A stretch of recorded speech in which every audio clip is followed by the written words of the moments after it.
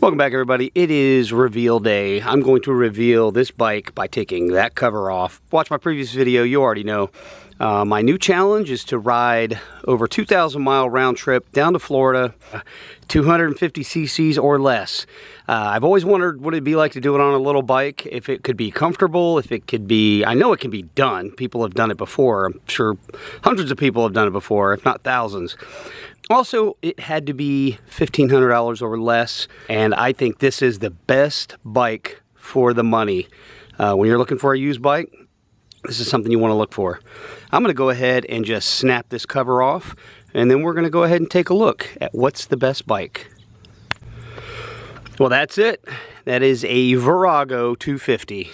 You may have very well gone through a training course and ridden one of these bikes. I was a rider coach, an MSF rider coach for about 7 years. And we did have some of these at, I believe it was over when I was over in England. We had some of these on our course that the people would rent from a local bike shop. Anyway, yeah, these are great beginner bikes. And they're actually good bikes to hang on to and just use to commute with.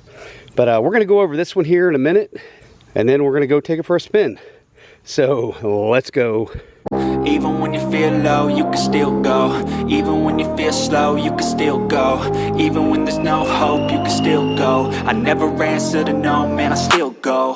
Go, go, go, go, go, go, go, go. This is a 2002 Yamaha Virago. I did purchase this for $1,500 off of a guy somewhat local. And I've already done some stuff to it, as you can see here. I'll tell you what, this is what it looked like when I picked it up, and this is what it looks like now. So I like, you know, I've already just kind of been thinking, making a list of things I'm going to want. If I'm going to be riding this thing all day for a couple of days, there's some things you just have to have, and cargo space is a premium. So I'll get to that in a minute, but starting out with that is I did get a tool bag for the front. I did also change that front headlight bulb out to LED because I want something that I know is going to be nice and bright and it's going to work and not burn out part way, because these, you know, some of these older bikes only have a single headlight, and when you only have one, you better make sure it's good. So did swap that out. Coming up front, wow, somebody stuck that crappy little sticker on my bike here. Did a throttle lock. It'll save your wrist if you have to sit there and hold the bike all day to keep it going. But this is, I mean, for the money, this is a huge improvement. Also added the windscreen. Also a big improvement. I mean, just to keep the bugs off your face shield, that is a must. Plus, it kind of keeps some of that wind blasting off of you. I did steal this off of my Benelli 135. And of course, I already had like camera mounts and stuff, but we'll get to that later on. I also bought a gel seat cover. This thing is amazing. Like it you know, brings you up a little bit, because these bikes sit really low. That's what makes them such great beginner bikes, because you can flat foot this no matter how tall you are. And they also added a rear rack. That is going to be, well, any cargo space, like I said, on these things you can have, especially if you're going to be gone for a week or so. Cargo space is a premium, and when it's this small of a bike. Now, I do have my old Saddleman's bag that's going to go on the back of this.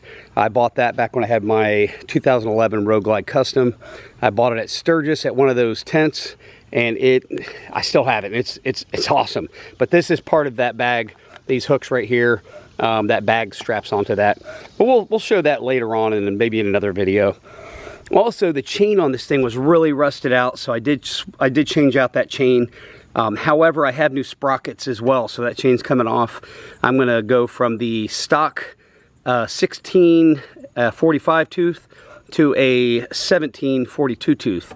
I already have those. I just need to get this thing on the jack, pull these wheels off and everything, and get those swapped out. Oh, I don't know about the rear, but definitely the front wheel is out of balance. The guy I bought it off of mentioned that he had changed the inner tube on this, but I'm not sure if he put that weight on there or if it was already on there and now it's just really out of whack. But I'm definitely getting some front vibration on this thing. Pretty much that's most of what I've done so far, but right now we need to go for a ride. Well, let's go. Alright guys, well right off the bat I'm going to tell you something I didn't discuss is the miles on this thing. it only had 2,500 miles on it when I bought it, like 2,530 or something. I'm getting ready to hit 2,700 miles. So this is a low mile bike. I mean, this thing's 22 years old. Now you may notice a little bit of the hop right here, and the windshield really kind of amplifies it, and then the phone. So that's that front wheel hop. I'm feeling that vibration, and like right now doing about 50 miles an hour, it's noticeable. I'm getting that fixed. I mean, I'm gonna have the wheels balanced. I did change these grips out. The original grips on here were, they were old, smooth, kind of tacky a little bit. So these are quite a bit more comfortable, and they were cheap. They were like $9.99 on Amazon or something like that. So everything I get is cheap, because this guy, he's on a budget here, and this is a budget bike. I mean, come on, 1,500 bucks. I'm not putting a lot of money into this thing. Not really sure. I think the windshield probably was the most expensive thing I purchased for this. It is a universal windshield, so I can keep this with me in case I want to put it on another bike later. And I'm not so sure. Now, my original plan was buy this bike, take it down to Florida, come back, sell it for what I paid for it, because I know this bike will sell for the 1,500 bucks I paid for it all day long. The Virago, which it originally was, they started building these in 1988, and not a whole lot changed from 88 on. So like, this is kind of, you're going to see exact same engine, platform, everything. Now they did change the name to the V-Star, so now you can still buy this bike new from Yamaha at 250 and everything, same 60-degree V-twin. You can buy this today. I think it's like $46.99 or something like that. It is a proven bike. These things last, and they're great learner bikes. And again, like I said, this is a great bike as well, just to hang on to and run around town. I'm very tempted to keep this bike. I know it's insurance and maintenance and everything else you got to have. The more stuff you have, trust me, I've got a lot of stuff that I know I have to maintain, and it's kind of frustrating. I'll tell you what, I'm going to head in here because I don't know the fuel. That's another problem with this bike, is it doesn't have a fuel gauge anywhere. So I have no idea how much fuel is in the tank. And that's not what you really want on the road, but you do have an odometer, and you know about when you need to fill up. Now, I've gone 94 miles on this tank, so let's find out how much it costs to fill it. This place here, it's like a smoke shop too, so you can get a tank of gas and a bong if you want. All right. Also, check this out, guys. 0 to 60 eventually. That is a fact on this bike, but it's okay. It's not what it's made for. It's not what we're doing here.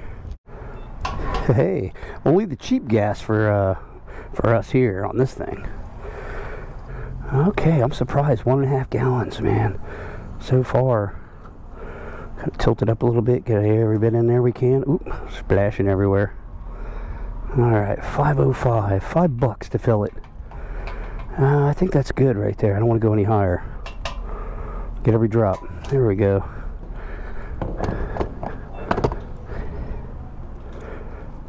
All right, so we went on 1.5 gallons, 94 miles. That's not good. However, I'm not too concerned, because I have been riding the bejesus out of this, full throttle. This hasn't been highway miles, so I know we're going to do a lot better.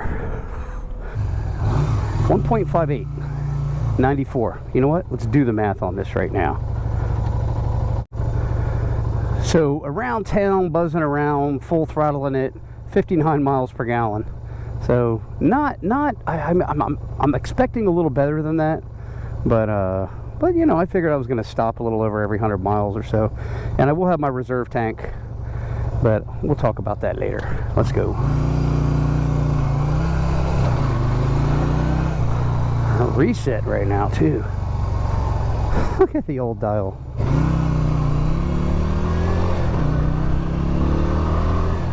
And there it goes, guys. You are with me as this bike just turned 2,700 miles. You gotta love it. And just got a fresh tank of gas, and we're, right now I should just take off to Florida, but except I don't have anything on me. I have responsibilities. But I think the bike is these bikes are amazing. I can't wait to get that sprocket changed out to see how much of a difference, because I do notice when I get up to like 55 miles an hour, I'm always looking for like a sixth gear, because it does need something else. But again, these are not designed to go cross country on. I am under no illusion that is the case. But oh yeah, but it handles amazing because it's so light and little. It's fun. These are fun bikes, and I think you should get one and run the price up, so when I go to sell mine, they can't be found.